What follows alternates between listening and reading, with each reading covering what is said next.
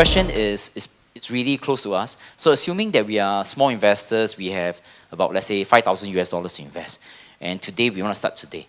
So how do we construct a portfolio, or, so that this entire portfolio can give us some form of like income, extra income in addition to our job? Yeah, so $5,000, for example. Oh, and you want income? Yeah, income. So it can be capital appreciation, it can be income, it can be anything. So how would any retail investor get started with $5,000?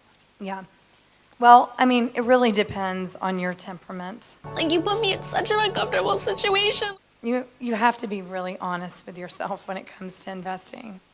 That is the most important thing. Be honest with yourself.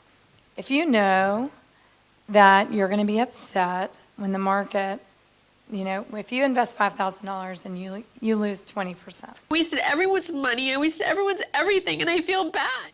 If you know that you're going to get very upset when that happens, then you need to be in a very conservative portfolio. Because Bogle always said, if you can't handle a 20% decline in the market, you don't need to be invested in the market. But that's kind of a joke, because the bear markets on average are 35 to 40%, and there's one every 3 to 4 years. So I would say if you can't handle losing 35 to 40%, you shouldn't invest.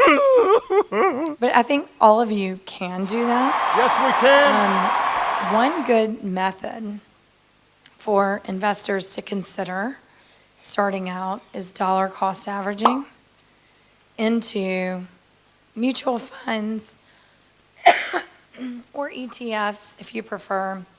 I mean, right now, I do think that we're in something that looks a little bubblish in the passive investing world. There's an ETF for everything these days, and investors think that they're getting a lot of diversification, and they aren't. I have a great slide in another presentation about Apple stocks, and Apple stocks are in value ETFs, they're in beta ETFs, it's in a bond ETF. The equity is in a bond ETF. It's in a Catholic values ETF. It's in a high beta ETF. It's in a low beta ETF. But for the average investor, if you want average returns and you want to go with a passive product, it might not be a bad way to go if you know yourself well enough to know I don't want to think about it. I want a dollar cost average in. I want to invest in an ETF. That's fine. I would argue you could improve your returns even more by finding a few good value managers with really long-term track records. Pick $5,000 in each one and dollar cost average into it. When the market goes down, don't take your money out, put more money in.